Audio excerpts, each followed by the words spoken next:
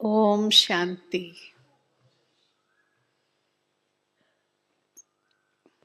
ओम शांति।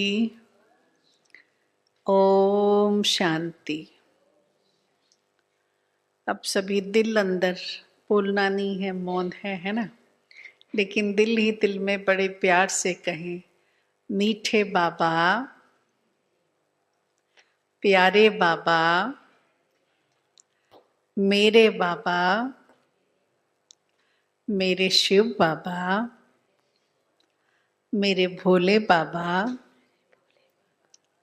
बाबा शुक्रिया बाबा, शुक्रिया बाबा, दिल से शुक्रिया, दिल से शुक्रिया।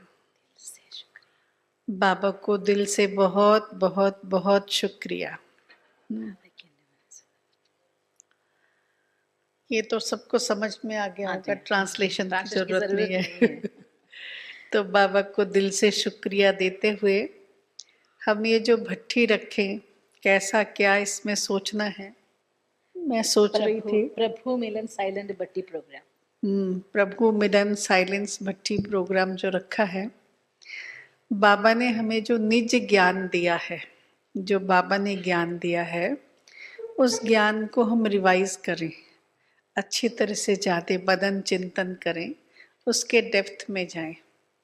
ഈ പ്രഭു മിലൻ ഭട്ടി വെച്ചിട്ടുള്ളതിൽ നമുക്ക് നന്നായിട്ട് ജ്ഞാനത്തിൻ്റെ മനന ചിന്തനം ചെയ്ത് ആഴത്തിലേക്ക് പോകാം. बाबा के शब्दों को ही आजकल जो कहते हैं डी कोड करता है ना, तो हम बाबा के शब्दों को ही डी कोड करेंगे। बाबा ने हमें क्या दिया है, कितना दिया है, हमने कितना बटोरा है और कितना बटोरना बाकी है. ഇപ്പോൾ ഡീകോഡിങ് നടക്കുമല്ലോ വാക്കുകളുടെ, അതുപോലെ ബാബയുടെ ജ്ഞാനത്തിലെ വാക്കുകൾ ഡീകോഡിങ് ചെയ്തിട്ട് ബാബ എത്ര തന്നിട്ടുണ്ട്, എന്ത് തന്നിട്ടുണ്ട്, എത്ര സ്വന്തമാക്കിയിട്ടുണ്ട്, ഇനി എത്ര സ്വന്തമാക്കാനുണ്ട് എന്ന് മനസ്സിലാക്കാം.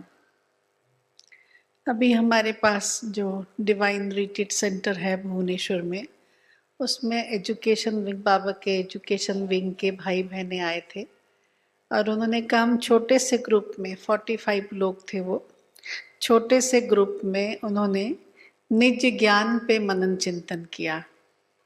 ഭുവനേശ്വറിലായിരിക്കുന്ന ബാബയുടെ ഡിവൈൻ റിട്രീറ്റ് സെൻറ്ററിൽ എഡ്യൂക്കേഷൻ വിങ്ങിൻ്റെ ഗ്രൂപ്പ് വന്നിട്ടുണ്ടായിരുന്നു. 45 പേരുടെ ചെറിയൊരു ഗ്രൂപ്പ്. അവർ ബാബയുടെ ഈ എഡ്യൂക്കേഷൻ്റെ പോയിന്റിനെ കുറിച്ച് ആഴത്തിൽ മനനം ചെയ്തു. ठीक है ना. बाबा ने जो निज ज्ञान दिया, शिव बाबा ब्रह्मा बाबा के तन में आए और हम बच्चों को जो प्योर नॉलेज है, जो निज ज्ञान है, आत्मा को जिसकी जरूरत है, वो संपूर्ण ज्ञान बाबा ने हमें दिया है. ശിവബാബ ബ്രഹ്മ ബാബയുടെ ശരീരത്തിൽ വന്നുകൊണ്ട് സത്യമായിരിക്കുന്ന ജ്ഞാനം, ആത്മാവിന് ആവശ്യമായ സത്യജ്ഞാനം നമുക്ക് പറഞ്ഞു തന്നു. तो निज ज्ञान क्या है? बाबा कहते मैंने तुम्हें संपूर्ण ज्ञान दिया. अब बोलो संपूर्ण ज्ञान को बाबा एक लाइन में कैसे बोलते हैं? ബാബ പറഞ്ഞല്ലോ, ഞാൻ നിങ്ങൾക്ക് സമ്പൂർണ്ണ ജ്ഞാനം തന്നു. ആ സമ്പൂർണ്ണ ജ്ഞാനത്തിന് ഒരു വരിയിൽ ബാബ പറയാറുണ്ടല്ലോ, അതെന്താണ്? सब लोग लिख लीजिए और यहाँ पे भी प्रिंट कर दीजिए. रोज तो मुरली में सुनते हैं, फिर से बोलती हूँ. रचयिता और उसकी रचना के आदि, मध्य और अंत का ज्ञान संपूर्ण ज्ञान है. എന്താണ് സമ്പൂർണ്ണ ജ്ഞാനം എന്ന് ഞാൻ പറഞ്ഞുതരാം, നിങ്ങൾ എഴുതിക്കോ. ഇവിടെയും എഴുതി വെക്കണം, എപ്പോഴും ഓർക്കണം. രചയിതാവും രചനയുടെ ആദി മധ്യ അന്ത്യത്തിൻ്റെ ജ്ഞാനം, ഇത് സമ്പൂർണ്ണ ജ്ഞാനം. इंटू ब्रैकेट डाल के इस बाबा के महावाक्य को अगर आप डीकोड करते हैं तो देखना संपूर्ण ब्रह्मांड का ज्ञान, सत्य ज्ञान इसी एक चीज में आ जाता है. रचयिता और उसकी रचना के आदि मध्य और अंत का ज्ञान. നിങ്ങൾ ഇതിൻ്റെ മുന്നിൽ ബ്രാക്കറ്റ് ഇട്ടിട്ട് ബാക്കി മുഴുവൻ ജ്ഞാനം എഴുതിക്കോളൂ. ഇതിൽ വരുന്നതാണ് രചയിതാവ്, രചനയുടെ ആദി മധ്യ അന്ത്യത്തിൻ്റെ ജ്ഞാനം. यही बाबा ने हम बच्चों को निज ज्ञान दिया है, निज पुरुषार्थ करने के लिए. ഈ സത്യമായ ജ്ഞാനം സത്യപുരുഷാർത്ഥം ചെയ്യാൻ വേണ്ടിക്കൊണ്ട് ബാബ മക്കൾക്ക് തന്നിരിക്കുന്നു. और इस संपूर्ण ज्ञान देने के बाद पुरुषार्थ के लिए बाबा ने कहा है क्या कहा है? संपूर्ण सेंटेंस बोलो। बाबा का मूल मंत्र क्या है? मन मना भव, है ना। तो उसके लिए बाबा ने क्या कहा है? इनटू ब्रैकेट बोला है, देह सहित देह के सब संबंधों को भूल अपने को आत्मा समझ मुझ बाप को याद करो। ये भी पूरा इनटू ब्रैकेट पूरा सेंटेंस लिखिए। निज पुरुषार्थ के लिए क्या करना है? देह सहित देह के सब संबंधों को भूल अपने को आत्मा समझ मुझ बाप को याद करो. പിന്നെ അത് കഴിഞ്ഞ ശേഷം ബാബ സത്യപുരുഷാർത്ഥത്തിന് വേണ്ടിയും പറഞ്ഞു തന്നു. എന്താണ് മഹാമന്ത്രം? മന്മനാഭവ. അതിൻ്റെ മുന്നിൽ ബ്രാക്കറ്റ് ഇട്ട് നോക്കിയാൽ എന്ത് ചെയ്യണം? ദേഹം, ദേഹത്തിൻ്റെ സംബന്ധം എല്ലാം മറന്നുകൊണ്ട് ഞാൻ ആത്മാ എന്ന് മനസ്സിലാക്കി ബാബയെ ഓർമ്മിക്കണം. ഇതാണ് സത്യപുരുഷാർത്ഥത്തിന് വേണ്ടിയുള്ളതായിരിക്കുന്ന ജ്ഞാനം. बाबा के संपूर्ण ज्ञान का सार यही है. 18 अध्याय भगवत गीता का सार बाबा ने इन 2 शब्दों में कह दिया है. ബാബയുടെ മുഴുവൻ ജ്ഞാനത്തിന്റെ 18 അധ്യായത്തിന്റെ സാരം ഈ 2 ശബ്ദങ്ങളിൽ ബാബ ഒതുക്കിയിരിക്കുന്നു. सुना? निज ज्ञान क्या है? रचयिता और उसकी रचना के आदि मध्य अंत का ज्ञान. കേട്ടോ, ഈ സത്യജ്ഞാനം എന്താണ്? രചയിതാവ്, രചനയുടെ ആദി മധ്യ അന്ത്യത്തിന്റെ ജ്ഞാനം. और संपूर्ण निज पुरुषार्थ के लिए बाबा ने क्या कहा है? देह सहित देह के सब संबंधियों से बुद्धि योग तोड़ मुझ बाप को याद करो. अपने को आत्मा समझ मुझ बाप को याद करो. ठीक है ना. अब इसको ही डीकोड करते हुए हम आज क्लास करेंगे. സത്യപുരുഷാർത്ഥത്തിന് വേണ്ടി ബാബ തന്ന പോയിന്റ് എന്താണ്? ഞാൻ ആത്മാ, ദേഹം, ദേഹത്തിന്റെ സർവസംബന്ധം എല്ലാം മറന്നുകൊണ്ട് ഞാൻ ആത്മാ എന്ന് വിചാരിച്ച് ബാബയെ ഓർമ്മിക്കൂ. ഈ 2 പോയിന്റിനെയാണ് നമ്മളിന്ന് ഫുൾ ഡീകോഡ് ചെയ്യാൻ പോകുന്നത്. सुना? जितना आज तक बाबा ने ज्ञान सुनाया है मुरली में, हाँ, हमारा जो प्रथ प्रदर्शनी की किताब है, आप सारा ज्ञान बाबा का समेट लो. इसी में ही आता है. किस में आता है? रचयिता और उसकी रचना के आदि मध्य अंत के ज्ञान में. എല്ലാ എക്സിബിഷന്റെ പിക്ചേഴ്സും ഏതെല്ലാം ജ്ഞാനങ്ങൾ വിധികളുണ്ടോ എല്ലാം നിങ്ങളെടുത്ത് ഒന്നിപ്പിക്കാൻ നോക്കിയാൽ ഈ ഒരു പോയിന്റിൽ വരും രചയിതാവിൻ്റെയും രചനയുടെ ആദി മധ്യ അന്ത്യത്തിന്റെ ജ്ഞാനം. मुझे थोड़ा थोड़ा शास्त्र पढ़ने का शौक है. कहीं पे आजकल तो मोबाइल में सब होता है ना, तो बहुत बार सुनती हूँ शास्त्रों को, वेदों को, उपनिषदों को, शास्त्रों को सुनती हूँ. और आजकल साइंस को वेदों और उपनिषदों के साथ कंपेयर करने लगे हैं.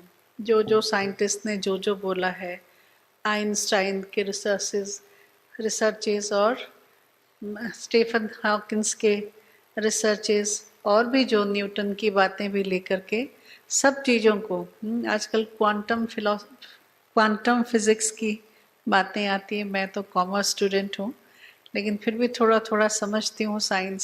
स्कूल में तो पढ़ा था साइंस. तो उन सब चीज़ों को मैंने देखा, वो शास्त्रों के साथ कंपेयर कर रहे हैं. और ये देखने में आ रहा है कि अल्टीमेटली साइंटिस्ट लोगों को वहाँ जाके एंड अप करना पड़ता है जो शास्त्रों में कहा गया है, इतने रिसर्च के बाद भी. लेकिन फिर भी वो स्पिरिचुअलिटी को अभी तक भी मिंगल नहीं कर रहे हैं. എനിക്ക് കുറച്ച് ശാസ്ത്രങ്ങളൊക്കെ പഠിക്കാനുള്ളതായിട്ടുള്ള താല്പര്യമുണ്ട്. സമയം കിട്ടുമ്പോൾ ഇപ്പോൾ മൊബൈലിലൊക്കെ വരുമല്ലോ, ഞാൻ കാണുകയും കേൾക്കുകയും പഠിക്കാറൊക്കെ ഉണ്ട്. അങ്ങനെ പഠിച്ചുകൊണ്ടിരിക്കുന്ന സമയത്ത് കണ്ടൊരു കാര്യം, ഈ അടുത്ത കാലഘട്ടത്തിൽ ശാസ്ത്രജ്ഞന്മാർ ശാസ്ത്രത്തിലെ കാര്യങ്ങളുമായിട്ട് കമ്പയർ ചെയ്ത് പഠിക്കുകയാണ്. ഐൻസ്റ്റീൻ, സ്റ്റീവ് ഹോക്കിൻസ്, ഇങ്ങനെയുള്ളതായിരിക്കുന്ന കുറേ ആളുകൾ, ഇത്തരത്തിൽ പഠിക്കുന്ന ആളുകൾ അവർ പഠിക്കുന്ന കാര്യത്തിന് ശാസ്ത്രത്തിലെ കാര്യമായിട്ട് താരതമ്യം ചെയ്തുകൊണ്ട് പഠിക്കാൻ, അവസാനം വരുമ്പോൾ ശാസ്ത്രജ്ഞന്മാർക്ക് ശാസ്ത്രത്തിലെ കാര്യങ്ങളിൽ ചെന്നെത്തേണ്ടി വരുന്നു. എന്നിട്ടും ശാസ്ത്രവും സയൻസും ശാസ്ത്രജ്ഞന്മാരും ഇനിയും ഒത്തുചേർന്നിട്ടില്ല. बड़े बड़े साइंटिस्ट ने कोट किया है कि जब तक हमने इस उपनिषद को नहीं पढ़ा था, जब तक हमने इस वेद को नहीं पढ़ा था, तब तक हम इस इस क्वांटम फिलॉसफी को, क्वांटम फिजिक्स की इस जो स्पेशल टॉपिक को समझ नहीं पा रहे थे। और जब ये जैसे मंडूको उपनिषद है, जब उसको पढ़ा तो इस बात का ज्ञान मिला। जब अष्टावक्र गीता पढ़ा तो उसमें ये बात का ज्ञान मिला, है ना। तो उसको वो लोग कंपेयर करके साइंस की चीज़ों को, क्वांटम फिलॉसफी को, क्वांटम फिजिक्स को समझने की कोशिश कर रहे हैं। ഈ വേദത്തിലെ ഈ ഒരു കാര്യത്തെ നമ്മൾ മനസ്സിലാക്കാത്തത്തോളം പഠിക്കാത്തിടത്തോളം ക്വാണ്ടം ഫിസിക്സിൽ പറഞ്ഞ ഈ കാര്യം മനസ്സിലായിട്ടില്ല. അതുപോലെ ഹഠോപനിഷത്തിനെ പഠിക്കാത്തിടത്തോളം കാലം നമുക്ക് ഈ കാര്യത്തെ ശരിക്കും മനസ്സിലാക്കാൻ പറ്റിയിട്ടില്ല. അങ്ങനെ ക്വാണ്ടം ഫിസിക്സിലെ ആളുകൾ ഇങ്ങനെയുള്ളതായിരിക്കുന്ന ഉപനിഷത്തുകളിലെ കാര്യങ്ങൾ അല്ലെങ്കിൽ വേദങ്ങളിലെ കാര്യങ്ങൾ ഡീകോഡ് ചെയ്ത് പഠിച്ച് ഇപ്പോഴാണ് അത് മനസ്സിലാവുന്നത് എന്ന് പറയുന്നു. जिसके द्वारा वो कहना चाहते हैं कि हमारे जो ऋषि मुनि थे जिन्होंने शास्त्रों को लिखा, वो लोग कितने विद्वान थे कि विदाउट ए साइंस के इक्विपमेंट वो उन चीज़ों को जानते थे जो आज सदियों बाद साइंटिस्ट रिसर्च कर रहे हैं। उनके पास इसका ज्ञान पहले से और बड़े ऊंचे लेवल पे था, जबकि अभी ये लोग इसको ढूंढ रहे हैं. അതിൻ്റെ ആധാരത്തിൽ ഇപ്പോഴത്തെ ശാസ്ത്രജ്ഞന്മാർ പറയുകയാണ്, പണ്ടത്തെ ഇത് എഴുതിയതായിരിക്കുന്ന മുനിവര്യന്മാരൊക്കെ എത്രമാത്രം വലിയ വിദ്വാൻമാരാണ്. ഈ സയൻസിൻ്റെ ഒരു സാധനങ്ങളും ഉപയോഗിക്കാതെ തന്നെ അവർ ഈ കാര്യങ്ങളൊക്കെ അറിയുന്നു മനസ്സിലാക്കുന്നു ഉണ്ടായിരുന്നു. ഇപ്പോഴാണ് ഇത്രയും നിരീക്ഷിച്ചാണ് സയൻസ് ഇതൊക്കെ കണ്ടെത്തുന്നത്. അത് പണ്ടേ അവർക്ക് അറിയാമായിരുന്നു. അതുകൊണ്ട് അവർ എത്ര വലിയ വിദ്വാൻമാരായിരുന്നു. पर मैं जब उन दोनों को सुनती हूँ, साइंटिस्ट का जो फ्लो, पूरे जीवन भर का रिसर्च और उसके बाद ये लिखना, वो बोलना, और फिर कौन से शास्त्र में से, कौन से उपनिषद में से, कौन से वेद में से उन्होंने कौन सी चीज़ ली है, मैं देखती हूँ उनके पास भी कंफ्यूजन बहुत ज़्यादा है. किसी चीज़ का सटीक जो है क्या कहें आंसर नहीं है. वो खाली इस फिजिकल वर्ल्ड में ही भले कहते हैं कि हम बहुत दूर जा रहे हैं, लेकिन फिर भी कहीं ना कहीं रचना में ही कहीं खोए हुए हैं, है ना. रचयिता का ज्ञान और निज ज्ञान उनके पास नहीं है. പക്ഷെ ഞാൻ നോക്കുമ്പോൾ കാണുന്നത് അവർ ആ വേദം, ഈ ഉപനിഷത്ത്, അതും ഇതും പരസ്പരം താരതമ്യം ചെയ്തു, പഠിച്ചു, ഞങ്ങൾ അത് മനസ്സിലാക്കി, ഇത് മനസ്സിലാക്കി, ഇങ്ങനെ പലതും പറയുമ്പോഴും അവരിപ്പോഴും ഈ ഒരൊറ്റ രചനയുടെ ലോകത്ത് തന്നെ കറങ്ങിക്കൊണ്ടിരിക്കുക. അവർക്ക് ഇപ്പോഴും ക്ലിയർ ആയിരിക്കുന്ന, വ്യക്തമായിരിക്കുന്ന ജ്ഞാനം കിട്ടിയിട്ടില്ല. അവരിപ്പോഴും തന്നെ സൂക്ഷ്മഭാവത്തെ മനസ്സിലാക്കാൻ അവർക്ക് പറ്റിയിട്ടില്ല. ഇനിയും രചനയിൽ തന്നെ കറങ്ങിക്കൊണ്ടിരിക്കുകയാണ്. പക്ഷെ നമുക്ക് രചയിതാവിൻ്റെയും രചനയുടെയും ജ്ഞാനം കിട്ടിയിരിക്കുന്നു. परंतु आप देखना, बाबा ने हमें कंप्लीट नॉलेज दिया है, एक तीसरा नेत्र, जिससे हम जब देखते हैं तो हमें हर बात क्लियर समझ में आती है. और हमें लगता है कि बाबा ने कितने सहज और सरल शब्दों में हमें दुनिया की, सारे यूनिवर्स की कितनी गहरी बातें बताई है. പക്ഷെ ബാബ നമുക്ക് ജ്ഞാനത്തിൻ്റെ മൂന്നാമത്തെ കണ്ണ് തന്നു. ആ കണ്ണിലൂടെ നോക്കുമ്പോൾ, മനസ്സിലാക്കുമ്പോൾ ലോകത്തിൻ്റെ എത്രയോ ആഴത്തിലുള്ള കാര്യങ്ങൾ सरलവും സഹജവുമാക്കിക്കൊണ്ട് ബാബ നമുക്ക് പറഞ്ഞു തന്നു എന്ന് മനസ്സിലായി. विडंबना ये है कि उन चीज़ों को, हर किसी चीज़ को प्रमाण करने के लिए साइंटिफिक वे चाहिए, कि इसको साइंटिफिक वे से प्रमाण करोगे तब हम मानेंगे, नहीं तो नहीं मानेंगे. പക്ഷെ ഏറ്റവും വലിയ സങ്കടം എന്താന്ന് വെച്ചാൽ, ശാസ്ത്രജ്ഞന്മാർക്ക് ശാസ്ത്രീയമായ തെളിവ് വേണം, എങ്കിലേ ഞങ്ങൾ മനസ്സിലാക്കൂ, അംഗീകരിക്കൂ എന്ന് പറഞ്ഞുകൊണ്ടിരിക്കുകയാണ്. लेकिन बाबा ने कहा उन चक्रों में पड़ना नहीं, जो मैं बोलता हूँ तुम वही मानो. പക്ഷെ ബാബ പറഞ്ഞു, നിങ്ങൾ അതിലൊന്നും പോണ്ട, ഞാൻ എന്ത് പറയുന്നു അത് മാനിച്ചാൽ മതി. मैं तुम्हारा पिता सर्वशक्तिवान परम पिता परमात्मा, इस सृष्टि का रचयिता, तुम्हें अपना रचयिता और उसकी रचना के संपूर्ण सत्य ज्ञान दे रहा हूँ. ഞാൻ ഈ ലോകത്തിൻ്റെ രചയിതാവ്, സർവശക്തിവാൻ, നിങ്ങൾക്ക് ഈ സൃഷ്ടിയുടെ മുഴുവൻ രഹസ്യത്തെക്കുറിച്ചും പറഞ്ഞു തരികയാണ്. है ना. तो हम बाबा के इस ज्ञान को गहराई से समझें, निज ज्ञान को, और फिर उसे धारणा में लेकर के आए.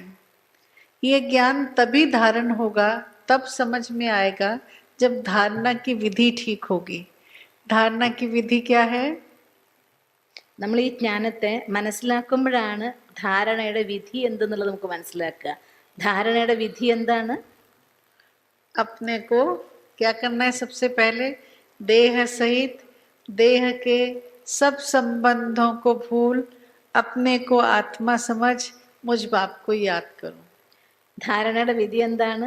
ദേഹസഹിതം ദേഹത്തിന്റെ സംബന്ധങ്ങളെല്ലാം മറന്ന് ഞാൻ ആത്മാ എന്ന് വിചാരിച്ച് ബാബയെ ഓർമ്മിക്കൂ. मैंने स्टडी किया ये मंडोकोपनिषद में क्या है और ये अष्टवक्र की गीता में क्या है. वो कहीं ना कहीं ये तो कह रहे हैं कि आप आत्मा हो, आप चेतना हो. उसको वो क्या कह रहे हैं कि ना आप अनुभव हो, ना दृष्टि हो, ना मन हो, ना वृत्ति हो, आप साक्षी हो. है ना? हम वो साक्षी कौन है? बाबा ने पहले ही लेसन में क्या पढ़ा दिया? आप एक शुद्ध पवित्र आत्मा हो. ഞാൻ ഹഠോപനിഷത്ത് വായിച്ച് പഠിച്ചപ്പോഴും അഷ്ടാവക്ര ഗീത പഠിച്ചപ്പോഴും അവരൊക്കെ പറയാൻ മനസ്സിലാക്കിക്കാൻ ശ്രമിക്കുന്നത് നിങ്ങൾ ആത്മാവാണ്, നിങ്ങൾ അനുഭവമല്ല, നിങ്ങൾ വൃത്തിയല്ല, സങ്കല്പമല്ല, നിങ്ങൾ ഇതിനെല്ലാം സാക്ഷിയായ ഒരാളാണെന്ന് പറയാൻ ശ്രമിക്കുന്നു. ആ സാക്ഷി ആരാണെന്ന് ആദ്യ ബാബ പറഞ്ഞു തന്നു. ബാബ നമുക്ക് പറഞ്ഞു തന്നു നിങ്ങൾ അവിനാശിയായ ആത്മാവാണ്. भगवत गीता में भी 2 चैप्टर चले गए, अष्टावक्र गीता में भी.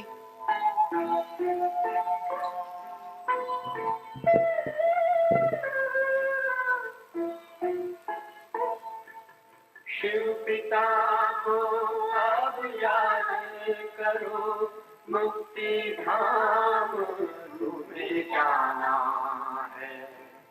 अपने तो कर्मों के बल पर ही सतयुग में तुमको आना है. शिव पिता को अब याद करो.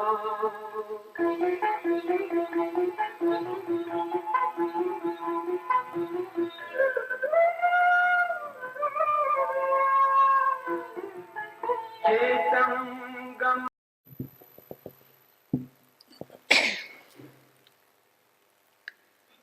जब इन बातों को पढ़ते हैं, सुनते हैं, तो दिल से आवाज निकलता है, असीम कृपा तुम्हारी भगवान, असीम कृपा तुम्हारी. लोग छाछ बलोड़ बलोड़ के मक्खन नहीं निकल रहा है. बाबा ने हमें क्या किया? प्लेट भर के मक्खन लाके निज ज्ञान के रूप में पकड़ा दिया. ഞാൻ ഹഠോപനിഷത്തിലെ 2 അധ്യായം വായിച്ചു, ഭഗവത്ഗീതയിലെ വായിച്ചു, അഷ്ടാവക്ര വായിച്ചു. എല്ലാത്തിലും വായിച്ചു നോക്കും എല്ലാവരും ഇപ്പോഴും മോര് കടഞ്ഞുകൊണ്ടിരിക്കുകയാണ് വെണ്ണ കിട്ടുമെന്ന് നോക്കാൻ വേണ്ടിക്കൊണ്ട്. ബാബ നമുക്ക് നേരിട്ട് പ്ലേറ്റ് നിറച്ച് വെണ്ണ കൊണ്ട് തന്നിരിക്കുകയാണ്. അതുകൊണ്ട് ഹൃദയം നിറഞ്ഞ് ബാബയോട് നന്ദി പറഞ്ഞു പോവുകയാണ്. सुना? तो फिर से दोबारा रिपीट करते हैं. पहली बात क्या सुना? शब्दों को लें. रचयिता. रचयिता कौन है? शिव बाबा. भगवान तक तो पहुंच ही नहीं रहे. भगवान कहाँ है, कौन है? शिव बाबा परमात्मा है ऐसा कह ही नहीं सकते हैं, क्योंकि बहुत गोलमाल ज्ञान है, बहुत सारा गोलमाल है. ये अ कह रहा है तो वो ब कह रहा है, ये स कह रहा है तो वो द कह रहा है. तो भगवान से मिलना, रचयिता तक पहुंचना मुश्किल है. तो सोचते हैं सृष्टि बनाई किसने? शायद पहले से ही था, बना हुआ था. समय के अनुसार लाखों अरबों खरबों वर्षों में ये सृष्टि इस रूप में आया है. ആദ്യത്തെ വാക്ക് തന്നെ നമുക്ക് എടുക്കാൻ രചയിതാവ്. ലോകത്തുള്ളവർക്ക് ഇതുവരെ രചയിതാവ് എന്നുള്ളതായ ഒരു കാര്യത്തിൽ എത്താനേ സാധിച്ചിട്ടില്ല. ഒരാൾ ആന്ന് പറയും, ഒരാൾ ബാന്ന് പറയും, ഒരാൾ സാന്ന് പറയും. ഇങ്ങനെ വട്ടം കറങ്ങിക്കൊണ്ടിരിക്കുകയാണ്. അതായത് ഒന്നിൽ എത്തിച്ചേരാൻ, രചയിതാവിൽ എത്തിച്ചേരാൻ വേണ്ടി ഇതുവരെ ആരെ കൊണ്ടും സാധിച്ചതേയില്ല. അവർ തെരഞ്ഞുകൊണ്ടിരിക്കുകയാണ്, കറങ്ങിക്കൊണ്ടിരിക്കുകയാണ്. പക്ഷെ ഭഗവാനെ അറിയാൻ ഇനിയും അവർക്കായില്ല. वैसे भारतीय सनातन धर्म में भी कहते हैं 4 धर्म रहे, है ना? पहले कौन रहे? वैष्णव, जो विष्णु को मानते हैं. लेकिन वो फिर दिखाते हैं विष्णु भी शंकर को अपने आराध्य देव मानते हैं, भगवान मानते हैं ना. अब बड़ा कौन है? विष्णु बड़े हैं कि शंकर बड़े हैं? वैष्णव कहेंगे शायद विष्णु बड़े हैं, लेकिन शैव्य कहेंगे शिव बड़े हैं. तो वहाँ गड़बड़ी है. ब्रह्मा को तो पहले ही श्राप दे दिया और पूजा होने से ही बाहर निकाल दिया, लेकिन फिर भी वेद हैं, शास्त्र हैं, वो ब्रह्मा को भी मानते हैं क्योंकि ब्रह्मा ने सृष्टि को रचा है, उनके द्वारा रची गई है। तो ऐसा कन्फ्यूजन। फिर चौथे लोग हैं शाक्त, जो शक्ति को मानते हैं। वो कहते हैं शक्ति ही सबसे बड़ी है, शक्ति ही भगवान है। वो ब्रह्मा विष्णु शंकर से भी ऊपर है शक्ति। तो ऐसा करके अपने आप में ये कन्फ्यूजन कर दिया कि आखिर इन चारों में से भगवान कौन है। ഭക്തിയിൽ സനാതനിലും പറയുന്നുണ്ടല്ലോ 4 മാർഗങ്ങളെക്കുറിച്ച്. അതിൽ വൈഷ്ണവന്മാർ വിഷ്ണുവിനെയാണ് ഏറ്റവും വലുതെന്ന് മാനിക്കുന്നു. പക്ഷെ കാണിക്കുന്നത് വിഷ്ണു ശങ്കരനെ ധ്യാനിക്കുന്നതാണ്. പക്ഷെ ശങ്കരനാണോ വലുത്, വൈഷ്ണവനാണോ ശൈവരാണോ, ശിവനാണോ വിഷ്ണുവാണോ വലുത് എന്നുള്ളതായിരിക്കുന്ന കൺഫ്യൂഷനിൽ അവർ നിൽക്കുകയാണ്. ബ്രഹ്മാവിനെയാണെങ്കിൽ ആദ്യം പുറത്താക്കി ശപിക്കപ്പെട്ട ആളാണ്. പക്ഷെ എല്ലാ വേദശാസ്ത്രങ്ങളും ബ്രഹ്മാവിലൂടെ വരുന്നു എന്നുള്ളത് കൊണ്ട് ബ്രഹ്മാവിനെ ഒഴിവാക്കാനും പറ്റില്ല. അങ്ങനെ ഒരു വിഭാഗമുണ്ട്. വേറൊരു കൂട്ടര് ബ്രഹ്മ വിഷ്ണു ശങ്കരന്മാരല്ല, അവരെക്കാൾ വലുത് ശക്തിയാണ്, ശാക്തേയർ എന്ന് പറഞ്ഞുകൊണ്ട് വേറൊരു വിഭാഗം. അവർ പറയുന്നു ബ്രഹ്മ വിഷ്ണു ശങ്കരനേക്കാൾ വലുത് ദേവിയാണ്, ശക്തിയാണ് എന്നുള്ളതായിരിക്കുന്ന ഭാവത്തിൽ നിൽക്കുന്ന ആളുകളുമുണ്ട്. 4 വിഭാഗത്തിൽ നിൽക്കേണ്ട അവർക്കും ഇതുവരെ കൺക്ലൂഷനിലെത്താൻ സാധിച്ചിട്ടില്ല ആരാണ് വലുത് ഏതാണ് വലുത്. हम सभी बड़े भाग्यवान हैं जिनको भगवान ने थाली में परोस के ज्ञान दिया है ना। नहीं तो नहीं समझ में आ रहा है उनको भगवान कौन है। जब कुछ नहीं समझ में आता है तो क्या बोला, अहम ब्रह्मस्मि. നമ്മളെത്ര ഭാഗ്യശാലികളാണ്, ഭഗവാൻ നമുക്ക് തളിക നിറച്ച് തന്നിരിക്കുകയല്ലേ. അവരെത്ര തിരഞ്ഞ് അന്വേഷിച്ചു കണ്ടെത്തി കിട്ടാതെയായപ്പോൾ അവസാനം പറഞ്ഞു അഹം ബ്രഹ്മാസ്മി എന്ന് പറഞ്ഞിരിക്കുകയാണ്. अहम ब्रह्मास्मि ततस्मि, क्या तत्त्वम नहीं हो कहते ततास्मि. हाँ देखो थोड़ा शब्द इधर उधर हो रहा है. ततमस्मि, ततमसि. हाँ तत्त्वमसि, सॉरी തത്വമസി. तत्त्वमसि माना तुम भी भगवान हो, मैं भी भगवान, तुम भी भगवान. फिर कहते सब भगवान, सभी भगवान, सब कुछ भगवान. ये हो गया भगवान का डेफिनेशन दुनिया के पास में. അവര് പറയണ അഹം ബ്രഹ്മാസ്മി തത്വമസി എന്ന് വെച്ചാൽ അർത്ഥം ഞാൻ ഭഗവാനാണ്, നിങ്ങൾ എല്ലാവരും ഭഗവാനാണ്. അങ്ങനെ അവസാനം ലോകത്തിൽ എല്ലാവരും ഭഗവാനായി. ഇതായി പോയി മനുഷ്യന്റെ അവസാനം ഭഗവാനെ കുറിച്ചുള്ള ഡെഫിനേഷൻ. कहते ये ज्ञान की परम काष्ठा है जब आप ये अनुभव करने लगते हैं कि मैं ही वो हूँ, मैं भगवान हूँ. और चूंकि मैं भगवान होके साक्षी होके देख रहा हूँ, वो जो देख रहा है वो भी भगवान है. ये सब जो बैठे हैं भगवान हैं. ये पेड़ पौधे, पशु पंछी, पहाड़ पर्वत, जंगल, कणा मिट्टी बालू, सब कुछ भगवान है. അവര് വിചാരിക്കുകയാണ് ഞാൻ ഭഗവാനാണെന്ന് വിചാരിച്ചുകൊണ്ട് ഭഗവാനെ പോലെ ഭഗവാനിൽ എത്തുന്നതാണ് ഏറ്റവും വലിയ കാര്യം. അതുകൊണ്ട് ഞാൻ ഭഗവാൻ. നിങ്ങൾ അങ്ങനെ ഭഗവാനെ കാണുന്നവര് എല്ലാവരും ഭഗവാനായി കാണുന്നു. മനുഷ്യന്മാരെ മാത്രമല്ല, പക്ഷിമൃഗാദികളും സസ്യലതാദികളും ഈവൻ അചലങ്ങളായിരിക്കുന്ന വസ്തുക്കൾ പോലും ഭഗവാൻ എന്ന് പറഞ്ഞുകൊണ്ട് എല്ലാം ഭഗവാനാണെന്ന് കാണാൻ തുടങ്ങി. ഇതായിപ്പോയി അവരുടെ അവസ്ഥ. കൺഫ്യൂഷൻ അല്ലേ? ആണെങ്കിലും തലയാട്ടിക്കോ. लेकिन बाबा के बच्चों को कोई कंफ्यूजन है? ബാബയുടെ മക്കൾക്ക് ഇങ്ങനെയുള്ള എന്തെങ്കിലും കൺഫ്യൂഷൻ ഉണ്ടോ? मेरा बाबा शिव बाबा, ज्योति बिंदु शिव बाबा वही रचयिता है ना. എൻ്റെ ബാബ ശിവബാബ, ജ്യോതി ബിന്ദു ബാബ, ആ ബാബയാണ് രചയിത, है ना. तो अच्छा, लेकिन बड़ी टिपिकल बातें कही है उन्होंने, खोजने की कोशिश की. और उसके बाद शास्त्र क्या रहे, श्रुति सुन के, है ना, बोल के सुन के. तो वो बोलना जो है आकाश तत्व है. तो उन्होंने आकाश तत्व को सुना, सुन के महसूस किया. जो महसूस किया उसने इसको बताया, इसने उसको बताया. हे अर्जुन, मैंने ये ज्ञान किसको बताया? सूर्य को बताया. सूर्य ने मनु को बताया, मनु ने इक्ष्वाकु को बताया, इक्ष्वाकु ने और ऋषि को बताया, उन्होंने फलाने को ढीकने को बताया. और ये ज्ञान ऐसे परंपरा में चला आ रहा है. तो क्या हुआ, जो मैंने महसूस किया वो मैंने बोला, लेकिन मेरी बोलने की कैपेसिटी लिमिटेड होगी, है ना।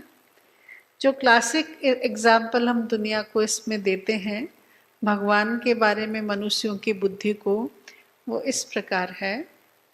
പറയാണ് കേട്ട് മനസ്സിലാക്കിയ ജ്ഞാനത്തെ പറഞ്ഞു കൊടുത്തു.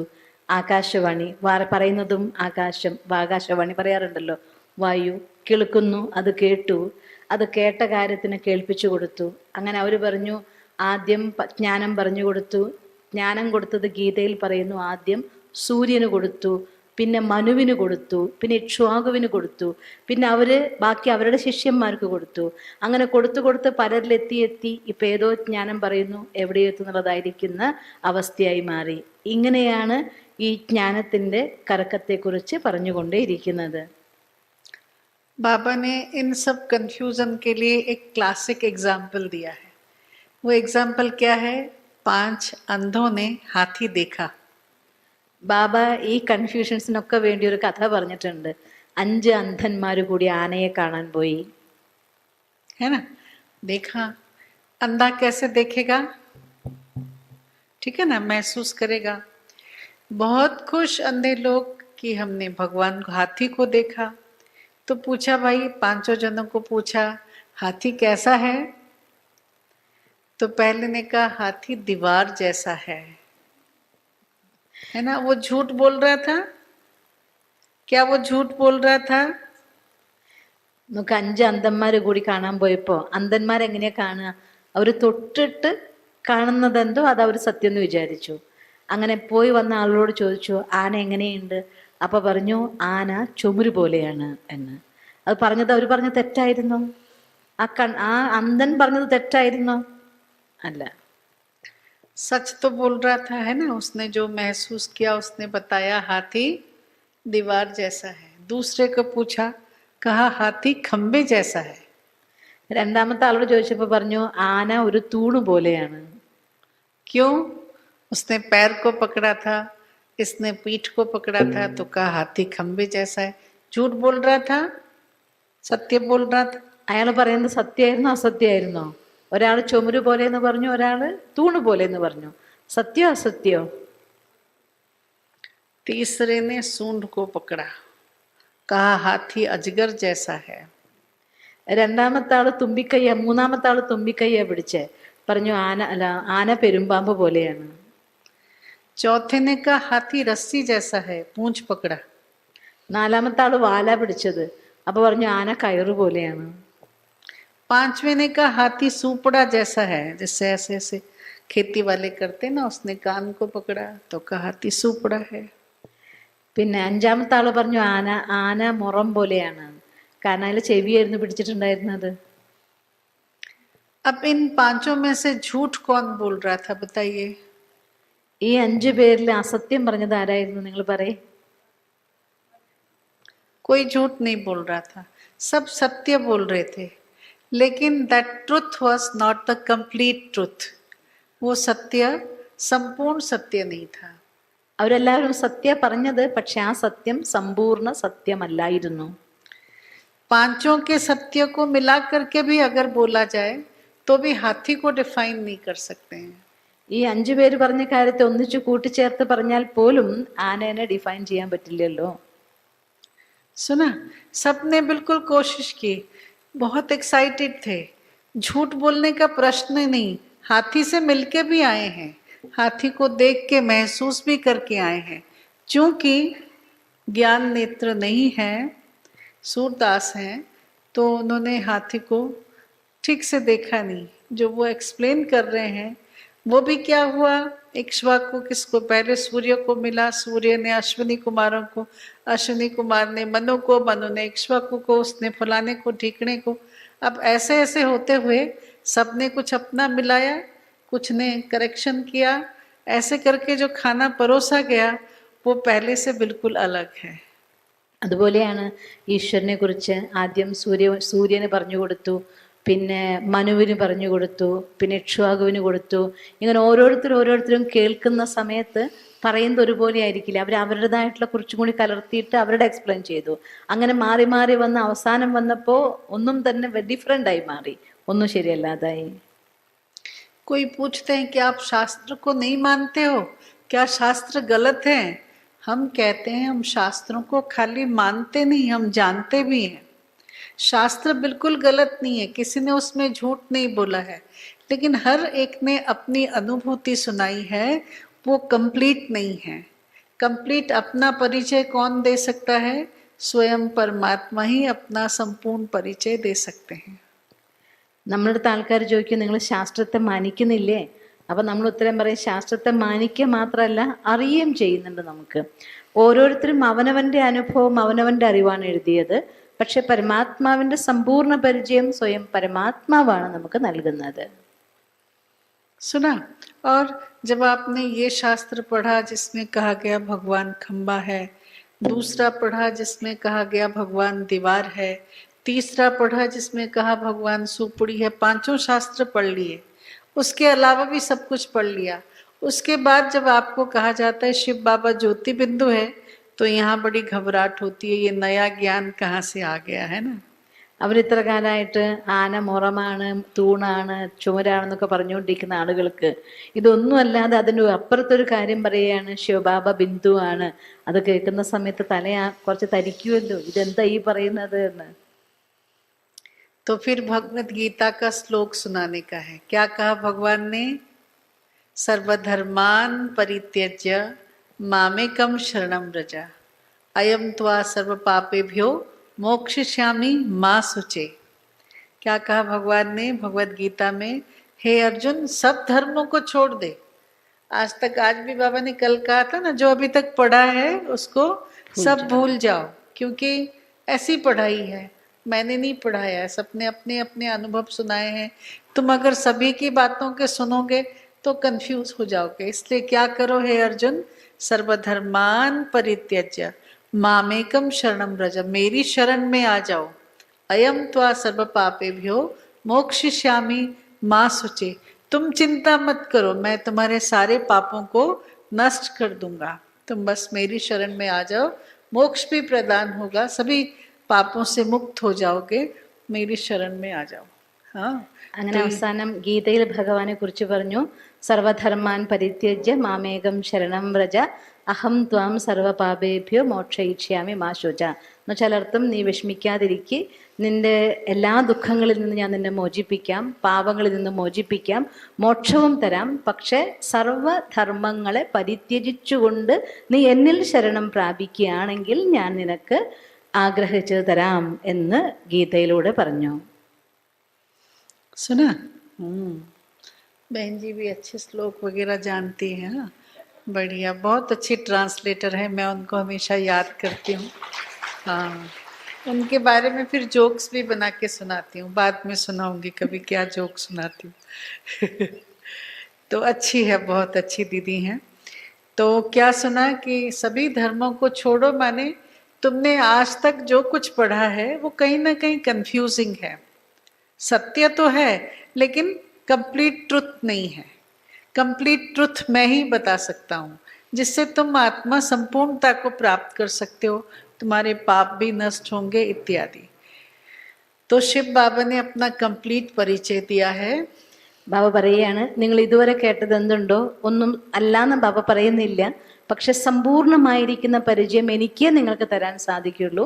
അത് ഞാൻ നിങ്ങൾക്ക് പറഞ്ഞു തരാം. എന്നെക്കുറിച്ച് സമ്പൂർണമായിട്ടുള്ള സത്യം ഞാൻ നിങ്ങൾക്ക് പറഞ്ഞു തരാമെന്ന് ബാബ നമ്മളോട് പറഞ്ഞു.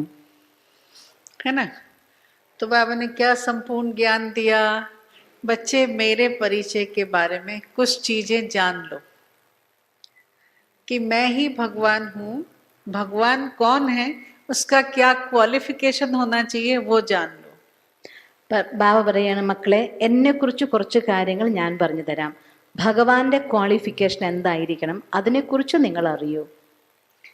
भगवान जो सर्वश्रेष्ठ है, उससे श्रेष्ठ कोई नहीं. जो सर्वोच्च है, सबसे ऊंचे स्थान पे रहता है, उससे ऊंचा कोई नहीं. वो सर्वज्ञ हैं, इस सृष्टि के संपूर्ण सत्य ज्ञान को वो जानते हैं और कोई नहीं जानता है. वो सर्वशक्तिवान है, उनसे शक्तिशाली कोई नहीं है. वो सर्वमान्य है, कोई भी नहीं कह सकता है कि नहीं शायद ये नहीं वो है. वो भगवान जो है वो सर्वमान्य भी होने चाहिए. तो ये 5 क्वालिफिकेशन हो तब जाके हम भगवान कह सकते हैं. ഭഗവാൻ എന്ന് പറഞ്ഞാൽ സർവശ്രേഷ്ഠനായിരിക്കണം. അതായത് അദ്ദേഹത്തെക്കാൾ ഉപരിയായിരിക്കുന്ന ശ്രേഷ്ഠതയുള്ളവർ ആരുമില്ല.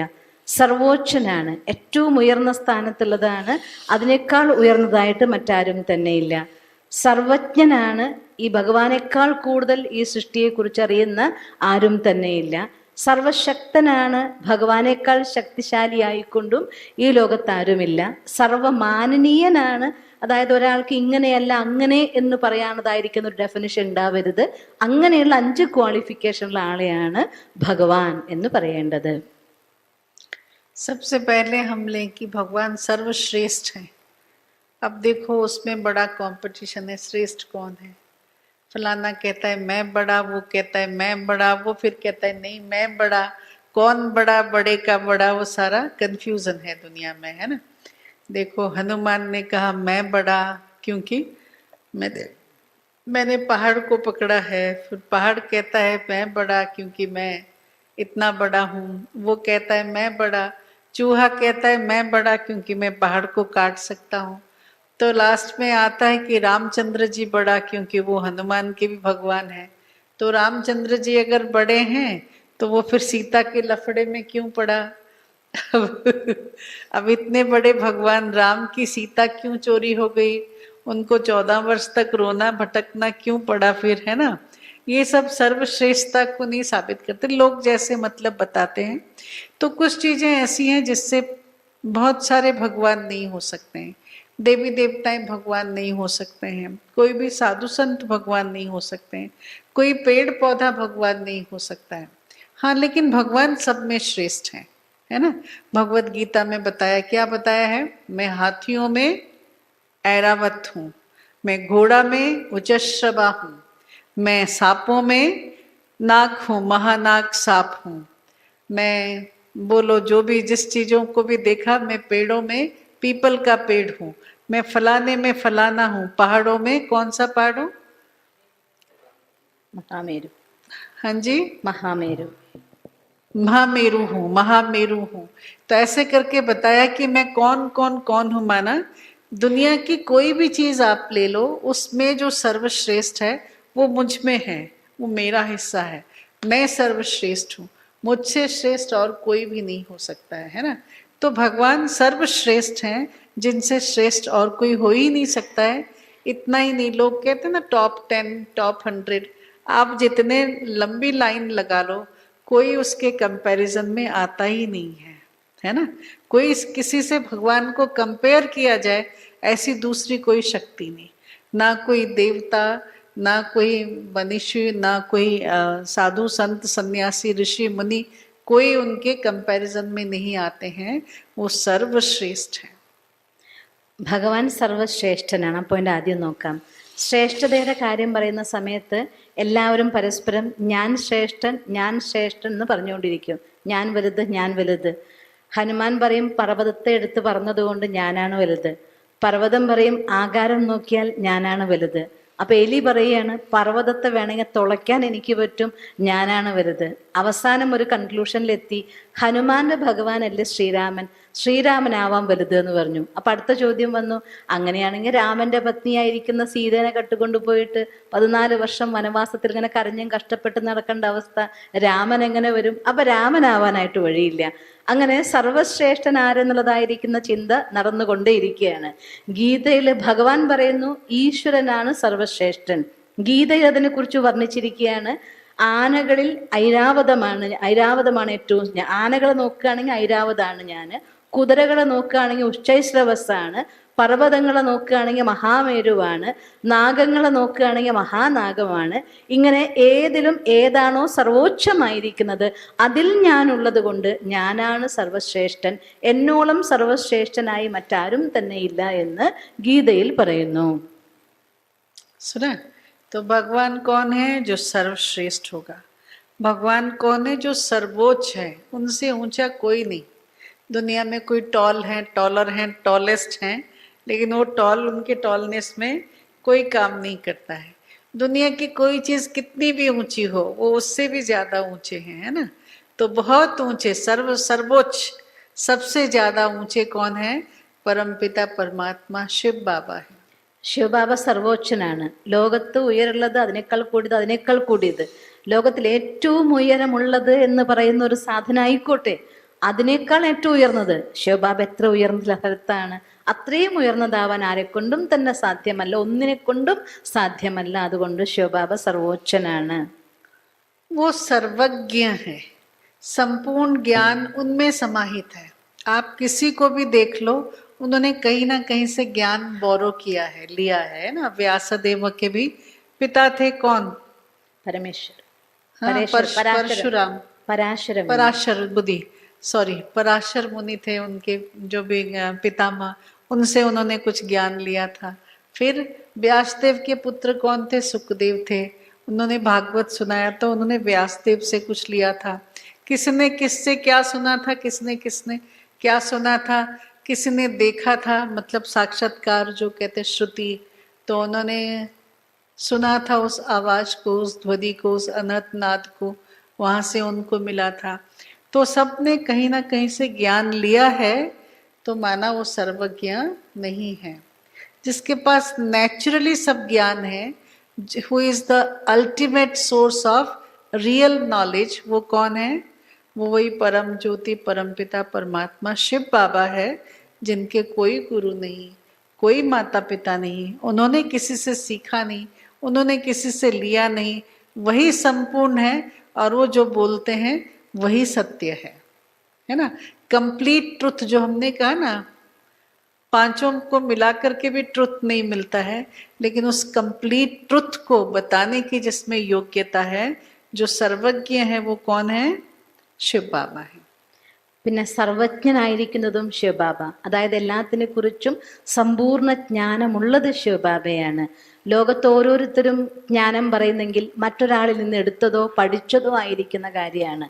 വ്യാസമഹർഷി അദ്ദേഹത്തിന്റെ അച്ഛനായ പരാശര മുനിയിൽ നിന്ന് പഠിച്ചതായി പറയുന്നു. വ്യാസമഹർഷി അദ്ദേഹത്തിന്റെ പുത്രനായ സുഖദേവൻ ഉപദേശിച്ചു കൊടുത്തു എന്ന് പറയുന്നു. അങ്ങനെ ഒരാൾ നോക്കുമ്പോൾ ഇന്നവരിൽ നിന്ന് പഠിച്ചത്, ഇന്നവരിൽ നിന്ന് നേടിയത് എന്നുള്ളതാണ് ലോകത്തെല്ലാവർക്കും പറയുന്നതായിരിക്കുന്ന അറിവ്. പക്ഷെ എല്ലാവരാലും ഏറ്റവും ശ്രേഷ്ഠമായിക്കൊണ്ട് എല്ലാത്തിനെ കുറിച്ചുള്ള സമ്പൂർണമായിരിക്കുന്ന ജ്ഞാനം തരാൻ ഒരേ ഒരു ശിവബാബയ്ക്ക് മാത്രമേ സാധിക്കുള്ളൂ. അതുകൊണ്ട് സർവജ്ഞനായിരിക്കുന്നവൻ, ആരിൽ നിന്നും ഒന്നും സ്വീകരിക്കാതെ സമ്പൂർണ്ണ ജ്ഞാനത്തെ തരാൻ കഴിവുള്ളത് ഒരേ ഒരു ജ്യോതി ബിന്ദുവായിരിക്കുന്ന ശിവബാബയ്ക്ക് മാത്രമേ ഉള്ളൂ. അതുകൊണ്ട് സർവജ്ഞനും ശിവബാബ മാത്രമാണ്. तो उनको संपूर्ण ज्ञान है। और एक बहुत सुंदर डेफिनेशन है, सत्य क्या है? What is truth? Which is not changeable, जो कंप्लीट है और जो अपरिवर्तनशील है, परिवर्तनशील जो नहीं है, वो सत्य है। और भगवान कौन है? सत्यम शिवम सुंदरम। सत्य माना जो कंप्लीट ट्रुथ है, इसमें कोई परिवर्तन नहीं हो सकता है। हजार हथेलियों से सूरज नहीं छिपता है, वैसे हजार बातें हजार शास्त्रों में कहने के बाद भी जो कंप्लीट सत्य है, जो अपरिवर्तनशील है, वो कौन है? शिव बाबा है। അതുപോലെ ഈശ്വരൻ സത്യം എന്ന് പറയാറുണ്ടല്ലോ. സത്യം ആയതൊരിക്കലും മാറ്റമില്ലാത്തത്. ഏതൊന്നിനാണോ ലോകത്ത് എത്ര പേര് ഏതൊക്കെ രീതികളിൽ എങ്ങനെയെല്ലാം പറഞ്ഞാലും മാറ്റമില്ലാതിരിക്കുന്നതായിരിക്കുന്ന സത്യം എന്തോ, ആ സത്യത്തിനെയാണ് സത്യം എന്ന് പറയുന്നത്. ആ സത്യം ശിവബാബയാണ്. ശിവബാബയെ കുറിച്ച് പറയാലോ, സത്യം ശിവം സുന്ദരം. സത്യമാണ് മീൻസ് ആര് എങ്ങനെയൊക്കെ വർണ്ണിച്ചാലും ഒരിക്കലും മാറ്റമില്ലാതിരിക്കുന്നത്, അതാണ് സത്യം എന്ന് പറയുന്നത്. वो शिव है, शिव माना कल्याणकारी, वो सदा शिव है माना वो हमेशा प्राणी मात्र के कल्याण के कार्यों में ही जुड़े हुए हैं। हाँ, अनादि काल से वो आत्माओं का कल्याण करते हैं, अनंत काल तक वो आत्माओं का कल्याण करेंगे, इसलिए वो कौन है? सदा शिव है। बाकी आप सबको किसी की भी स्टोरी सुन लो, किसी ने कल्याण किया तो कहीं अकल्याण भी दिखाई दिया है ना। श्री कृष्ण ने कल्याण तो किया, सत्य धर्म के लिए युद्ध किया, लेकिन युद्ध में अनेकों का अकल्याण भी हुआ। श्री रामचंद्र जी ने रावण का तो उद्धार किया, लेकिन लंका में बहुत लोग मरे, है ना, बहुत योद्धा मारे गए, कुछ अकल्याण भी हुआ। किसने कुछ किया, किसने कुछ, क्योंकि मनुष्य आत्माएं हैं, लेकिन परमपिता परमात्मा शिव बाबा क्या करते हैं? संपूर्ण कल्याण, केवल कल्याण, आत्माओं का कल्याण करते हैं। वो इन सब हलचल में नहीं आते हैं, दुख सुख की हलचल में, मान शान लाभ हानि यश अपयश किसी में वो नहीं आते हैं। പിന്നെ ശിവബാബ ശിവൻ എന്ന് പേര്, ശിവൻ എന്ന് ചേർത്ത മംഗളകാരി, ശിവനും പറയും സദാശിവനും പറയും. അനന്തകാലമായിട്ട് ആദിയിലും എല്ലാ ആത്മാക്കൾക്കും മംഗളം ചെയ്തവൻ, സദാ ചെയ്തുകൊണ്ടിരിക്കുന്നവൻ, അനന്തകാലത്തേക്ക് സർവ്വ ആത്മാക്കൾക്കും മംഗളം ചെയ്തുകൊണ്ടേയിരിക്കുന്നവൻ ഒരു ശിവബാബ മാത്രമാണ്. ലോകത്ത് കുറെ ആത്മാക്കൾ മംഗളം ചെയ്തവരെ പറയും. മംഗളത്തിൻ്റെ കൂടെ മറ്റെല്ലാവരുടെ കർമ്മത്തിൻ്റെ കൂടെ അമംഗളം കൂടി ചേർന്നതാണ്. ശ്രീകൃഷ്ണൻ യുദ്ധം ചെയ്തു, ധർമ്മയുദ്ധം നടത്തി. പക്ഷെ അതിലൊപ്പത്തിനൊപ്പം തന്നെ ഒരുപാട് യോദ്ധാക്കൾ വധിക്കപ്പെട്ടു. അതിൻ്റെ കൂടെ അമംഗളവും ഉണ്ടായി. രാമൻ രാവണനെ ഉദ്ധരിച്ചു. അതേസമയം ലങ്കയിൽ നിരവധി യോദ്ധാക്കൾ വധിക്കപ്പെട്ടുകൊണ്ട് അതിൻ്റെ കൂട്ടത്തിലൂടെ ഒരു അമംഗളവും ഉണ്ടായി. ഏതൊരു ആത്മാവിൻ്റെ മംഗളകാരിയായ കർമ്മം നോക്കിയാലും അതിൻ്റെ കൂടെ അമംഗളം കൂടി നമുക്ക് കാണാൻ സാധിക്കും. എന്നാൽ യാതൊരു രീതിയിലും ഒരു ആത്മാവിനും ഒരംശം പോലും അമംഗളമില്ലാതെ സദാ മംഗളം ചെയ്തുകൊണ്ടിരിക്കുന്നത് നോക്കിയാൽ ഒരേ ഒരു മംഗളകാരി ശിവബാബ മാത്രം. तीसरा है सुंदरम, परम सुंदर शिव बाबा है ना। बाकी सब सुंदर, बच्चा होगा अलग सुंदर, बड़ा होगा अलग सुंदर, बुजुर्ग होंगे अलग सुंदर। युद्ध में खड़े जब भगवान श्री कृष्ण स्वदर्शन चक्र चला रहे होंगे तब उनको कोई सुंदर कहेगा क्या? नहीं। लेकिन शिव बाबा जो है वो परम सुंदर है। हाँ, इसलिए कृष्ण द्वैपायन व्यासदेव ने भी लिखा है, एक कृष्ण नहीं है, एक कृष्ण वो है जो भगवत गीता के भगवान है। क्या लिखा है? आकर्ष्यते इति कृष्ण, जो आत्मा को आकर्षित करती है, जो परम सुंदर है, वो कृष्ण है। वो ये वाले कृष्ण नहीं, क्या कहें, द्वापर युग वाले कृष्ण नहीं। कौन से कृष्ण है ये? सतयुग वाले कृष्ण भी नहीं। ये कौन से कृष्ण है? जो आत्मा को आकर्षित करती है। परम पिता परम ज्योति परमात्मा शिव बाबा वो सत्यम है, शिवम है और परम सुंदर भी है. പേര് നോക്കിയ സുന്ദരം എന്നല്ലേ പറയുന്നത്. ശിവബാബയെപ്പോലെ സുന്ദരമായ മറ്റൊന്നുമില്ല. ലോകത്ത് സൗന്ദര്യങ്ങൾ മാറിക്കൊണ്ടിരിക്കുന്ന സൗന്ദര്യമാണ്. കുട്ടിയായിരിക്കുന്ന ഒരു സൗന്ദര്യമാണ്, ചെറുപ്പമാകുമ്പോൾ ഒരു സൗന്ദര്യമാണ്, വാർദ്ധക്യത്തിൽ മറ്റൊരു സൗന്ദര്യമാണ്, മാറിക്കൊണ്ടിരിക്കുന്ന സൗന്ദര്യങ്ങളാണ്. ശിവബാബ സദാ ഒരുപോലെ സുന്ദരനായിരിക്കുന്ന സൗന്ദര്യമാണ്. സൗന്ദര്യത്തെക്കുറിച്ച് കൃഷ്ണൻ, ദീദി പറഞ്ഞ കൃഷ്ണൻ സ്വദർശചക്രം യുദ്ധത്തിൽ നിന്ന് ചക്രം വിടാൻ നിൽക്കുന്ന കൃഷ്ണനെ കാണുമ്പോൾ ആർക്കും ആകർഷണം അല്ലെങ്കിൽ സൗന്ദര്യം എന്ന് പറയില്ലല്ലോ. അതേസമയം കൃഷ്ണന്റെ സുന്ദരത്തെക്കുറിച്ച്, കൃഷ്ണനെ കുറിച്ച് വേദവ്യാസ മഹർഷി പറഞ്ഞിട്ടുള്ളത് ഓർക്കുകയാണ്. കൃഷ്ണൻ എന്ന് വെച്ചാൽ അർത്ഥം ആകർഷണം ഉണ്ടാക്കുന്നവൻ കൃഷ്ണൻ എന്നർത്ഥം. ആത്മാവിന് ആകർഷണം ഉണ്ടാക്കുന്നവനായിരിക്കുന്ന കൃഷ്ണൻ. ഒരു കൃഷ്ണൻ മാത്രമല്ല, പല കൃഷ്ണനെ കുറിച്ച് വർണ്ണിക്കുന്നു. ആത്മാവിന് ആകർഷണം ഉണ്ടാക്കുന്ന കൃഷ്ണൻ, അത് കൃഷ്ണനാണ് എന്ന് പറഞ്ഞിട്ടുണ്ട്. सुना एक और बात है, दुनिया के बाकी भी जो धर्म है उन लोगों ने शिव बाबा को, परमात्मा को ज्योति रूप में माना है, और वही परम ज्योति परमात्मा है, भगवान है ना। तो जब हम ये बात बताते हैं ना, दुनिया में कुछ लोगों को जो सनातनी है, अभी कट्टरपंथी कुछ होने लग गए हैं, उनको ये बात अच्छी नहीं लगती है। तो आप लोग जो है वो इस्लाम को फेवर कर रहे हैं, क्रिश्चियनिटी को फेवर कर रहे हैं, इवन सिखिज़म को फेवर कर रहे हैं, और वो जोरास्ट्रिस वाले क्या कहते हैं, जोरिस्टम जो पारसी लोग हैं, वो लोग भी फायर को मानते हैं, अग्नि को मानते हैं। कहीं वो जोरास्ट्रिस जो भी है, थोड़ा प्रोनाउंसिएशन गड़बड़ी हो, तो ये जो है उन लोगों को मानते हैं। लेकिन आप जो है हमारी सनातन की बातों को नहीं मानते हो। हम तो कहते हैं राम भगवान है, कृष्ण भगवान है, तो एक्चुअली सनातन धर्म तो आदि सनातन देवी देवता धर्म का ही ये रूप है। तो यहाँ ये कन्फ्यूज़न क्या है, वहाँ ये क्लैरिटी क्यों है? നമ്മൾ ഇന്ന് ഇക്കാലത്ത് സനാതന ധർമ്മത്തിലുള്ളവർ, കാരണം ഇപ്പോൾ കുറച്ച് സനാതനി അല്ലാത്തതായിട്ടുള്ള കുറച്ച് ബഹളങ്ങളൊക്കെ നടന്നുകൊണ്ടിരിക്കുന്ന ഒരു സമയമല്ലേ. അപ്പം നമ്മളെല്ലാവരും എല്ലാ ധർമ്മത്തിലുള്ളവരും നോക്കിക്കഴിഞ്ഞാൽ എല്ലാവരും ആ പരംജ്യോതിയെ മാനിക്കുന്നവരാണ്. അത് നമ്മൾ പറയുന്ന സമയത്ത് പലർക്കും അത് ഇഷ്ടപ്പെടുന്നില്ല. നിങ്ങൾ ക്രിസ്ത്യൻസിനും പ്രാധാന്യം കൊടുക്കുന്നു, ഇസ്ലാമിനും കൊടുക്കുന്നു, സിഖുകാർക്കും കൊടുക്കുന്നു, അതുപോലെ പാഴ്സികൾ, എല്ലാവർക്കും നിങ്ങൾ പ്രാധാന്യം ഒരുപോലെ കൊടുക്കുകയാണ്. നമ്മൾ രാമനെയും കൃഷ്ണനെയും ഒക്കെ ദൈവമായിട്ടാണ് മാനിക്കുന്നത്. നിങ്ങൾ രാമനെയും കൃഷ്ണനെയും ദൈവമല്ല, അതിലൊക്കെ നിങ്ങൾ ജ്യോതിയെ മാനിക്കുന്നുണ്ട്, പക്ഷേ നിങ്ങൾ എല്ലാവർക്കും പ്രാധാന്യം കൊടുക്കുന്നു എന്നൊരു പരാതി മറ്റു പലരും പറയും. പക്ഷെ യഥാർത്ഥത്തിൽ സനാതന ധർമ്മം എന്താണ്? ആദി സനാതന ദേവീ ദേവത ധർമ്മം തന്നെയല്ലേ? അത് സനാതനയല്ലേ? सुना तो बहुत मुश्किल है कि कहते हैं आप ब्रह्मा कुमारीज जो हैं वो और धर्मों को फेवर कर रहे हैं, गॉड इज लाइट कह के, भगवान निराकार कह के, लेकिन हमारे सनातन में तो ऐसे कोई ज्योति निराकार ये कॉन्सेप्ट ही नहीं है। तो जैसे कि आप लोगों को दूर कर रहे हो सनातन से, तो एक्चुअली ऐसा नहीं है। ये कॉन्सेप्ट ऐसा कन्फ्यूज़न क्यों है? और शिव बाबा परमात्मा हैं, ज्योति बिंदु परमात्मा है, उसको इस प्रकार से क्यों प्रेजेंट किया गया? क्यों कहा गया राम भगवान है, कृष्ण भगवान है, भगवती माँ भगवती भगवान है, ब्रह्मा भी भगवान है और परशुराम भी भगवान है। हाँ, मतलब पूरी लंबी लिस्ट, नरसिंह भगवान है, सब देवताओं को भगवान कहा। एक्चुअली ये तब आता है जब व्यासदेव ने पहले शास्त्रों को लिखा, वेदों की रचना हुई। वेदों में देखना कोई देवता भगवान नहीं है, वेदों में तो अद्वैतवाद जो है वो निराकार परम ब्रह्म परमात्मा को ही मानते हैं। उसके बाद भी ज्योति को भगवान को निराकार रूप में ही मानते हैं, भले थोड़ा मिक्सचरिटी कहीं दिखाई देता है, लेकिन ऐसा है।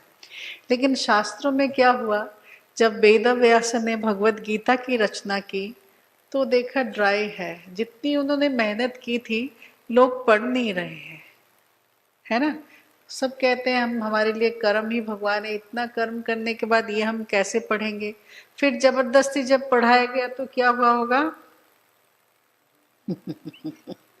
लोग थक थक के बैठे और ज्ञान इंटरेस्टिंग नहीं हो तो क्या होगा? पढ़ाया। आप देखना भगवत गीता के बीच का जो भाग है उसमें ज्योति बिंदु भगवान ही पढ़ा रहा है।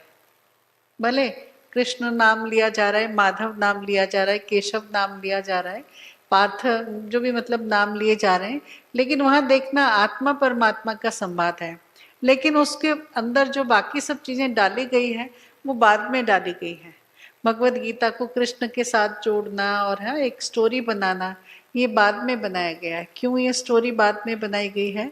क्योंकि वेद व्यास ने देखा अगर लोगों को कहानी बना करके बताया जाए, शास्त्र में अगर रस डाला जाए तो लोग सुनते हैं। अगर निरस होगा, वेदों को किसने पढ़ा नहीं, जो क्या कहते हैं जो उपनिषद हुए उनको किसने पढ़ा नहीं, तो अब क्या करें? तो उन्होंने भागवत बनाया। भागवत क्या है? खेल पाल की कहानी है ना। चलो भाई, हाँ खेलो, बंसी बजाओ, रास करो, तो सबको इंटरेस्टिंग लगा। अकासुर को मार दिया, बकासुर को मार दिया, है ना कहानियाँ उसमें। तो सनातन की जो कहानी बहुत परंपरा हमारी बहुत ऊंची, हमारे ऋषि मुनियों को फ्रीडम था, जो आप सोच सकते हो वो बोल सकते हो। नाना मुनि करो नाना मत, हमारे यहाँ ऐसे बोलते हैं। हर एक मुनि हर एक ऋषि का अपना अपना मत है, उसको मत देने की फ्रीडम भी है। പറയാണ് സനാതന ധർമ്മത്തിലുള്ളവർ നിങ്ങൾ നിരാകാരിയാണ് ഭഗവാൻ എന്ന് പറഞ്ഞുകൊണ്ട് എല്ലാവരും ഭഗവാൻ അകറ്റിയാണ്, നമുക്ക് പ്രാധാന്യം കൊടുക്കുന്നില്ല എന്നൊരു കൺഫ്യൂഷൻ അവർക്ക് എന്തുകൊണ്ടാണ് വന്നതെന്നറിയോ? ശരിക്കും വേദങ്ങളിലും ഉപനിഷത്തിലും ഒന്നും തന്നെ ദേവതകളെ പൂജിക്കുന്ന കാര്യം പറഞ്ഞിട്ടേ ഇല്ല. അവർ പരംജ്യോതി പരമാത്മാവിനെ തന്നെയാണ് ഭഗവാനായിട്ട് മാനിക്കുന്നതും പറയുന്നതും. പക്ഷേ സാധാരണയായിട്ടുള്ള മനുഷ്യന്മാർക്ക് അത് വായിച്ചിട്ട് മനസ്സിലാവാനോ അത് പഠിക്കാനോ സാധിച്ചില്ല. പിന്നെ സാധാരണക്കാരാകുന്ന ഒരു കർമ്മമാണ് ഭഗവാൻ എന്ന് പറഞ്ഞ് ജീവിക്കുന്ന ആളുകൾ എല്ലാ കർമ്മവും കഴിഞ്ഞ് വന്ന് പഠിക്കാനിരിക്കുന്ന സമയത്ത് ഇത്തരം കാര്യങ്ങൾ പഠിപ്പിക്കാൻ നോക്കുമ്പോൾ അവരിരുന്ന് ഉറക്കം തൂങ്ങുകയാണ്. ഉറക്കം വരുന്നവർക്കാണെങ്കിൽ പറയാൻ കൂട്ടത്തിൽ കൂടെ അങ്ങനെ ഉറക്കം തൂങ്ങുകയാണ് ഇരുന്നിട്ട്. है ना, പോയിന്റ് ബി അപ്പൊ അങ്ങനെ അവർ ഉറക്കം തൂങ്ങിപ്പോയി പഠിപ്പിക്കാൻ സമയത്ത്. അപ്പൊ അതുകൊണ്ട് അദ്ദേഹം എന്ത് ചെയ്തു, കഥകളിലൂടെ പറഞ്ഞു കൊടുക്കുകയാണെന്നുണ്ടെങ്കിൽ ആളുകൾക്ക് മനസ്സിലാവുമല്ലോ. അതുകൊണ്ട് ശരിക്കും പറഞ്ഞാൽ ഗീതയിൽ നോക്കിക്കഴിഞ്ഞാൽ ആത്മാവ് പരമാത്മാവിനോട് സംസാരിക്കുന്നത് കറക്റ്റാണ്. ജീവാത്മാവും പരമാത്മാവും എന്ത് പേരിട്ട് വിളിച്ചാലും, കേശവ മാധവ എന്നൊക്കെ എന്ത് പേരിട്ട് വിളിച്ചാലും സംസാരിക്കുന്നത് അവിടെ ഭഗവാൻ ജീവാത്മാവും പരമാത്മാവും തമ്മിലുള്ള സംവാദമാണ് കൃത്യമായി നടക്കുന്നത്. അതിൻ്റെ ഇട എന്തുകൊണ്ട് ഒരു കഥയുടെ ഇടയിൽ കൊണ്ടുവച്ചുകൊണ്ട് ഒരു കഥയുടെ ഭാഗമാക്കി, കാരണം കഥയായി കേൾക്കുമ്പോൾ ആളുകൾക്ക് കേൾക്കാൻ രസം, കേൾക്കുമ്പോൾ കർണരസം വേണമല്ലോ, അങ്ങനെ രസിച്ച് കേട്ടിട്ടെങ്കിലും മനസ്സിലാക്കട്ടെ എന്ന് കരുതിക്കൊണ്ടാണ് വേദവ്യാസ മഹർഷി ഇങ്ങനെയുള്ളതായിട്ടുള്ള കഥകളൊക്കെ ഉണ്ടാക്കിയത്. കാരണം അന്നത്തെ മുനിമാർക്ക് ഫ്രീഡം ഉണ്ടല്ലോ, അവരെന്ത് പറഞ്ഞാലും ആരും ഞാൻ പറയില്ലായിരുന്നു. അതുകൊണ്ട് അതിനുശേഷം ഭാഗവതം രചിച്ചു. ഭാഗവതം കൃഷ്ണചരിതാണല്ലോ, ബാസുരിമാല, ഡാൻസ് കളിക്കുന്നു, രസിക്കുന്നു, ആനന്ദിക്കുന്നു, ഇതൊക്കെ എല്ലാവർക്കും സ്വീകരിക്കാൻ പറ്റും. അതുകൊണ്ടാണ് ദേവതകൾക്ക് പ്രാധാന്യം കൊടുത്തുകൊണ്ട് പിന്നീട് പുരാണങ്ങൾ രചിക്കാൻ കാരണമാകുന്നത്. सुना, तो जब रस डाला गया शास्त्रों में तो लोगों ने उसे सुनना, याद रखना, पढ़ना, सुनाना शुरू किया. तो वेद व्यास को उसके बाद तृप्ति हुई कि किसी न किसी तरह से ये जो ज्ञान है, लोगों के पास कुछ आध्यात्मिक चेतना होनी चाहिए, नहीं तो सब रास्ता भटक जाएंगे. तो ऐसे करके देखना, भगवान है श्री राम, लेकिन जो अच्छे अच्छे कैरेक्टर हैं उनमें भगवान का रूप दिखाया है ना. जैसे बाबा ने कहा विष्णु लक्ष्मी नारायण का कंबाइंड रूप, तो भगवान विष्णु दिखा दिया है ना. फिर उसके बाद सतयुग का पहला प्रिंस श्री कृष्ण, तो श्री कृष्ण के कैरेक्टर को डाल दिया है ना. उसमें भी भागवत महाभारत में राम ये भगवत गीता में भी, और उसके कनेक्टेड स्टोरी क्या बनाया, महाभारत की कहानी बना दी. उसमें और बाद में भी बहुत कुछ डलता रहा, लेकिन एक प्लेटफॉर्म वेदव्यास ने बना दिया था.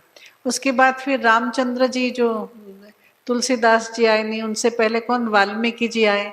वाल्मीकि जी ने रामायण की रचना की, रामचरित रामायण की रचना की. तो रामायण में किसको डाल दिया, भगवान के रूप में.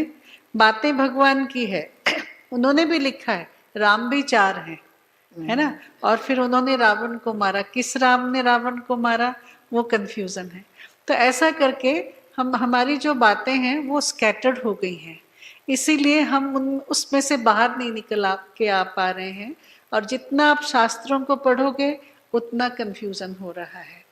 बाबा ने आके हमें कोई कंफ्यूजन में नहीं डाला, एकदम सत्य ज्ञान थाली में परोस के दे दिया. ये लो बच्चे, ये निज ज्ञान है. അങ്ങനെയാണ് പല പല ശാസ്ത്രങ്ങളും പുരാണങ്ങളും ഒക്കെ എഴുതിയത്. അതുകൊണ്ടാണ് ഗീതയിൽ കൃഷ്ണന്റെ പേര് വെച്ചു. പിന്നെ രാമായണം, വാൽമീകി മഹർഷി രാമായണം എഴുതി. രാമായണം എഴുതിയ സമയത്ത് രാമനെ കുറിച്ച് പറഞ്ഞപ്പോഴും 4 രാമനെ കുറിച്ച് പറയുന്നുണ്ട്. ഈ സത്യമായിരിക്കുന്ന ജ്ഞാനം നേരിട്ട് കേട്ടിട്ട് മനസ്സിലാക്കാൻ പറ്റാത്തവർക്ക് വേണ്ടിക്കൊണ്ടാണ് ഇങ്ങനെയുള്ളതായിരിക്കുന്ന പല കഥകളിലൂടെ പല പല കാര്യങ്ങൾ പറഞ്ഞു തന്നത്. വാസ്തവത്തിൽ ശോഭാവ് വന്നപ്പോൾ നമുക്ക് നേരിട്ട് മക്കളെ നിങ്ങൾ ഈ ജ്ഞാനം എടുത്തോളൂ, ഇതാണ് സത്യം എന്ന് പറഞ്ഞുകൊണ്ട് നമുക്ക് ജ്ഞാനം വിളമ്പിത്തന്നു. सुना, बस अभी इतना. फिर परमात्मा का और जो रह गया है, हम शाम को भी आज परमात्मा के बारे में सुनेंगे, रचयिता के बारे में, और फिर उस हिसाब से हम योग करें. वो जो रचयिता, जो कंप्लीट है, जो परम सत्य है, जो सर्वोच्च है, जो सर्वशक्तिवान है, जो सर्वश्रेष्ठ है, वो मेरे बाबा हैं. ഇനി ബാക്കിയുള്ളതായിരിക്കുന്ന പരമാത്മാവിൻ്റെ മാനനീയ വിശേഷതകളെക്കുറിച്ച്, സർവോച്ചനാണ്, അതുപോലെ തന്നെ സർവമാനനീയനാണ്, ഈ കാര്യങ്ങളെക്കുറിച്ചൊക്കെ നമുക്ക് വൈകുന്നേരം കേൾക്കാം. മാത്രമല്ല സത്യമായിരിക്കുന്ന, സർവോത്തമനായിരിക്കുന്ന, സർവോച്ചനായിരിക്കുന്ന, സർവശ്രേഷ്ഠനായിരിക്കുന്ന, സർവമാനനീയനായിരിക്കുന്ന ആ പരമാത്മാവിനെ നമുക്ക് ആ രീതിയിൽ കണ്ട് വൈകുന്നേരം മെഡിറ്റേഷൻ ചെയ്യുകയും ചെയ്യാം. फिर से बाबा को उस रूप में देख के योग करें, है ना. चलो बैठते हैं बाबा की याद में.